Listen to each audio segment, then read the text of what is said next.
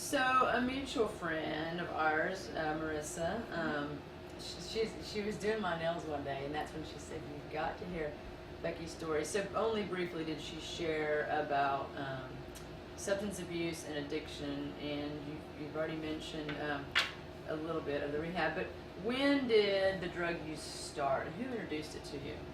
I started smoking marijuana when I want to say 18, and it was just friends. Everybody else was doing it. Yeah, so I did it. recreational at the parties kind of thing. And then the alcohol. I want to say I used alcohol before then because I don't think I would have done drugs without.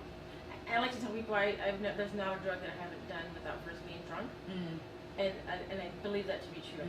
So that weighed a lot on all of my drug use. Everything that I've tried was because I was mixed with alcohol, for sure. And so that was 18. And then what? And then I want to say 21-ish was the cocaine. Started the cocaine. And who introduced that? More just friends? Just friends. Running in the wrong circles. And And then that lasted for a little while. I want to say in 2002, right after I had my oldest son, I was introduced to speed. And that's what got me. That's where my circle started. I mean, I'm not even going to say that because the cocaine had me real good too. And without even realizing it, that I was addicted to something. I hadn't realized I was addicted until everything else happened to me. But it got pretty bad. It got pretty bad when nothing else mattered. It got to where nothing else mattered. Only thing that mattered was when to get it and what, and how I was going to get it. How I was going to get it. And so, how did you pay for it? I was working. I worked. I was also married. My husband, who I'm still legally married to, we're just not together. The one that's in prison. He was a drug dealer, so I had it all. That's the relationship that I had with him was for me solely based on the fact that I could get my drugs. He was your provider there, providing the drugs. Yes, but when he wasn't around, because he's been in and out of prison a few times, I worked. I worked, and whatever money I had left, I would use some drugs. I still provided for the boys. They still had somewhere to sleep. They still had, what they needed. But any money that I had left over, that's what I did. And was he was in prison because of the dealing of the drugs? So how do you still provide for kids and still go to work? Are you a functioning addict? That's exactly what it was. I could stay up all night and I could be high and I could still get up and go to work the next morning and do what I had to do. And still be a productive employee. That's amazing. That's what was so tricky about it, was that my mind was already saying, you don't have to quit. I can do this. You've got this. Why would you have to quit? You can still go to work. You can still pay your bills. You can still take care of your kids. You can still, supposedly I was taking care of your kids. You can still, and that's where it tricked me. So how did you stop?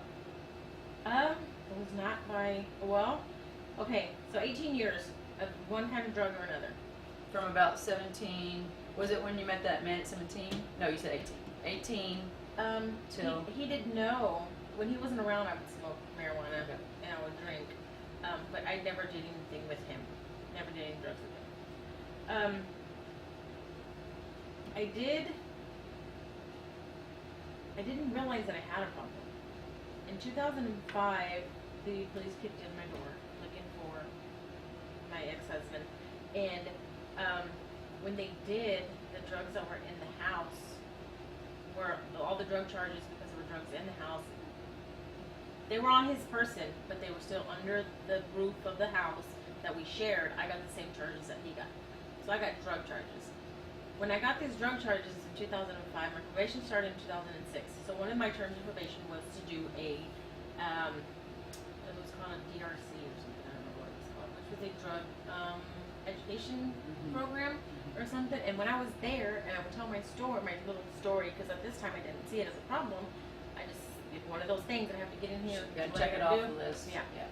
So I was told, you're not just a social user, you're not just a social drinker, you've got a problem. You see these things that are following you, you see these things that you're going to have following you for the rest of your life, and I still, whatever. You can't tell me who I am because this is I know who I am. Yeah. So that was in 2006. I did a few years of probation, and then I got behind on probation and was made to go to what's called a restitution center in Beaumont, Texas, where I spent almost a year away from the boys working. It was a lockdown place, but you could leave to go to work, and whatever money that you made went to the state of Texas for whatever you were behind on, and restitution and fees and stuff. And that was, you were required to do that because you didn't do probation. I wasn't paying the payment every month because I was buying drugs. Gotcha. So you were behind your payments, and then you got sent here. Where did the boys go?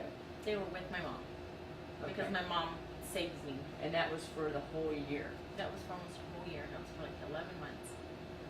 So that was another sign. Did your mom know this whole time about the drugs? I tried to say no, and I did say no for a long time, but I'm pretty sure she knew. Yeah. There at the end for sure she knew, and I still try to play it like she didn't know. Yeah. Which is, I laugh now because I can just imagine what I looked like. But Yeah. so that was another thing. I lost my kids there because I had to go do that. And of course that wasn't my fault either because I didn't ask to go to this place. It just so happened that this is where they sent me. So were you feeling like a victim? Oh, the 18 years of my life. 18. That's all it was. That's all it was. That was your husband's fault. Yes. That you were there. Yes. Yes. He was the one Exactly. that's supposed to be in trouble. Yes. So then, 2000 and that was in 8. That was about 2009 when I got out. And then I was real bad. I went back to the same friends that were doing the same thing they were doing when I left. Now that year, you weren't able to use. No, I was in it was over there. It was a like a surprise drug test program. You were given a color, and every morning the girls at this facility had to call to see what color it was, and whoever color it was, you had to go take a drug So test. you couldn't use the whole Right. year. Right. Did you go through those withdrawals? I didn't think that I had withdrawals. I don't remember any physical withdrawals from it. I was moody. I missed the environment. I missed the chase. I could feel all that. No But shakes or anything no. like that. So you really left cleaned out and went right back into it. Right back. So then in 2011, it got really, really bad. I was in a relationship with a guy that he also sold drugs because Jerry was locked up. And because he sold drugs, that was, he's got the drugs. That's why we can. Because I can get the drugs. And it was easy again for me to just stay on the drugs, just to be on it. And then in 2011, I don't know what made me, but I got up one day and I was like, this has got to stop. Like, this is enough. By this time, I had already been at several different addresses with my sons. Like, I couldn't stay anywhere for longer than 6 months. Because you weren't paying. Right. Like, I would pay and then I'd let it, I'd start getting behind them, right? And finally they were like, okay, look. They would evict you, and then you go find another spot. Right. So you kept moving around. Right. And so, it ended up, by this time I was already back at my mom's. So it was me and 2 boys in one little bitty room at my mom's mobile home. And so one morning I woke up and I was like, oh, I can't do this. And I don't remember if it was because I didn't have any more money or if I just didn't have means to get any more. I don't even remember why. So I went and made my way to, I remembered my classes from probation. So I made my way to the AA meeting here. And I walked in there and the whole find a sponsor thing, I found a sponsor and I found the nicest, sweetest, oldest lady I could find because I knew, maybe I can, just get away. This was before anything was ordered. This was before I had to do any. You were doing this on your own. Yeah. So then, that sponsor wasn't supposed to be my sponsor. Like she didn't make sure I went to, she didn't push me. She didn't. Right, but you were kind of saying you wanted to pick an easy Yeah, one, so you yeah. didn't really want to be pushed. Right. Yeah. I wasn't held accountable for anything. So then it finally, I just, you know what, okay. So the next week, I think 7 days in between, I decided, okay, I'm going to go back. So I went back, but I had still kept using in those 7 days. Right. So I'm just going to go back. And mainly it's all speed. Yeah. Yes. And so I went to a few more meetings I was still using in between. I was like, well, these meetings are supposed to help me stop, but I'm still using, so obviously they're not working. So then I just left. I just left the meetings, didn't ever go back. Jerry's dad, when he got out February of 2012, and we had already made an agreement that when you get out, we're not going to get back together. We've already done this too many times. I'm not gonna, because he had said, his words were, I'm not gonna go out and do the same thing I used to do when I used to sell drugs. I went, oh, well then I just don't want to be with you. Because that was the reason I was with you. Right. Mhm. So, 2012, February 2012, he got out. We ended up together. That started the whole drug thing again. There was domestic violence. There was abuse. There was not towards the boys. They had somewhere. We lived somewhere. We had a house, and he was working. I was working, but then the drug use just got greater and greater and greater and greater, and it got to where I wasn't working anymore. He wasn't working anymore, and he was just selling drugs to take care of the So bills. you were no longer functioning at it. Right. That's where I lost it. Like the last 6 or it ended up being like a year. Just stayed home and did the drugs. Yes. Did you ever get physically hurt? Really hurt? I did. The first time, this man had never abused me, had never called me out of my name, had never done anything, raised his voice at me or anything. In the 10 years off and on that we had been together. One night we got into an argument. We had both been using drugs. We had both been drinking, and he hit me. He somehow ended up cutting the back of my ear. My boys were watching the whole thing, and it. How old would they have been then? This is in 2012, so 10 and 9. Okay.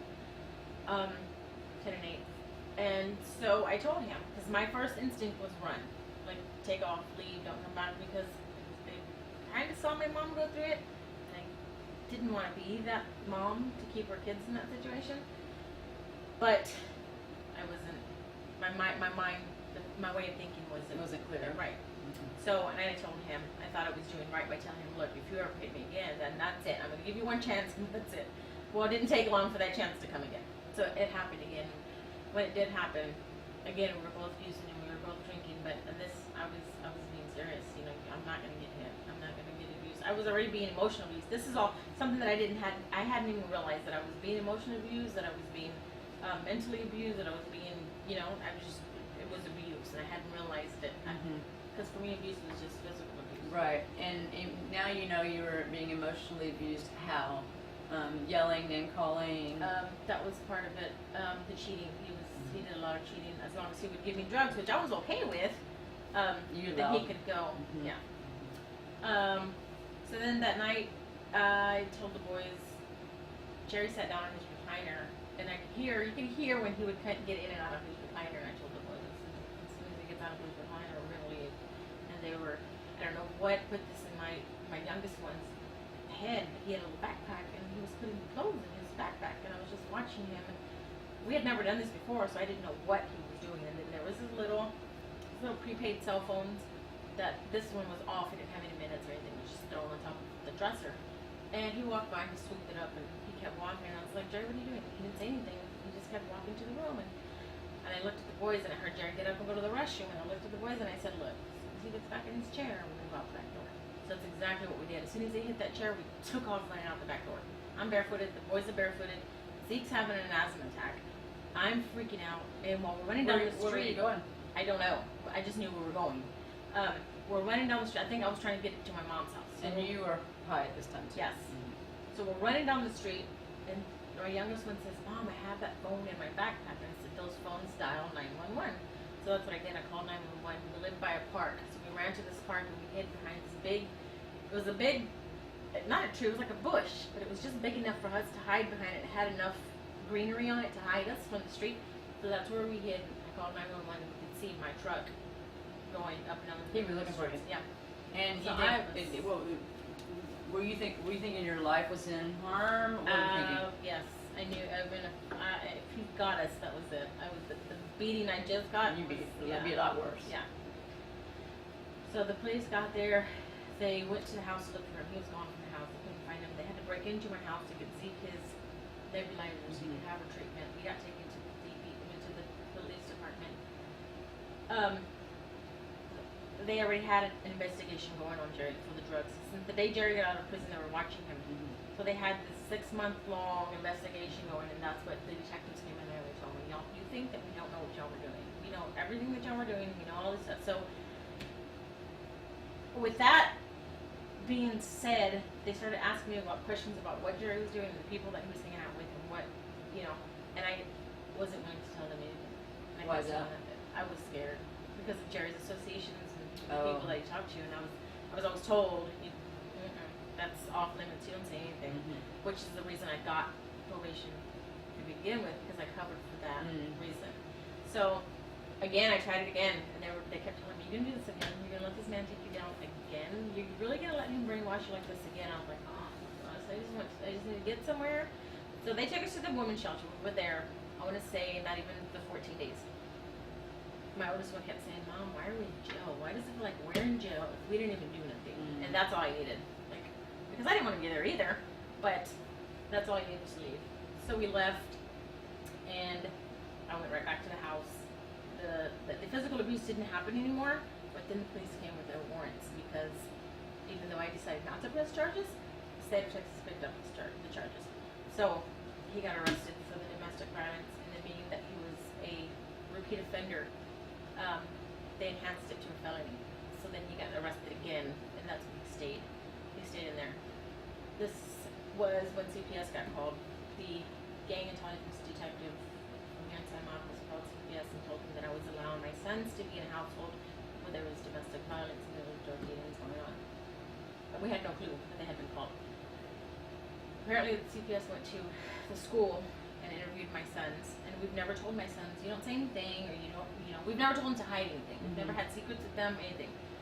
Apparently, my youngest one told him that he did see his dad trading little baggies for money, which CPS, that was not good for CPS. That was not good for us with CPS. But that was the truth. That was the You truth. were telling the truth. Absolutely. Jerry had already been locked up by this time, so he stayed locked up. They didn't let him out. They gave him like $100,000 bond to make sure that he wasn't going to get out. I stayed with the house. I stayed with the car. I had a little job painting hotels. I was still doing drugs. Well, CPS came knocking one morning And to follow up. you have enough money to pay for the drugs yourself. And your source is not Jerry anymore, but you have plenty of people that can give it. Plenty of people. Plenty of people. Good And network. then at this time, I had enough money, and this is how I kept doing it. I would buy a big amount, and then I'd do what I was going to do, and then I needed Sell this the amount rest. of money to get some more. Mm-hmm. So that's how I would do it. Well, CPS came knocking one morning as a follow-up or something, I don't remember, and I knew it, like in my heart, I knew that morning. I was high. I had been up the day before, but in that morning, I had all my stuff packed because I had just gotten the eviction note that I had lost. You were moving my again. house. Yeah. So you weren't able to keep the rent consistent because Right. the drugs. So they showed up. So they showed up and they knocked, and of course I'm in there high. I'm pretty sure they noticed. They wanted me to go take a drug test right now, and I was like, okay, I'll go right now. And then I Were was the boys thinking, in school? no, the boys were there. So I was getting them ready, and as I'm getting them ready, all I could hear is, "It's over, it's over, it's over." That's what I could hear in my mind. I was like, you know what, I might as well just tell them. So I went back out there and I told the CPS caseworker, "I can't go take a drug test." And he said, "Why?" And I said, "Because I won't pass one." And he was like, "Okay." He said, "So I need you to sign here, here, here, here, here, here." And so I signed here, here, here, and here. And then the next thing I know, they're coming to pick up the boys. Like, right there. I'm standing in my backyard, and the white car drives up. I'm trying to explain to them what's going on, and they don't understand. And I'm not in my right mind. You know, I'm standing on the sidewalk until I'm buying at 11 and watching the white car drive off. I bet you remember what their faces looked like, and they were probably so confused. Yeah. And it was my fault. It was the stuff that I did. Where were they going? They went to a group home. At the time, we didn't know. I didn't know where they were going. I had tried to tell the CPS caseworker that you can take them to my mom. My mom will get them up. As a matter of fact, my mom's on her way here. By the time my mom got there, they were already gone.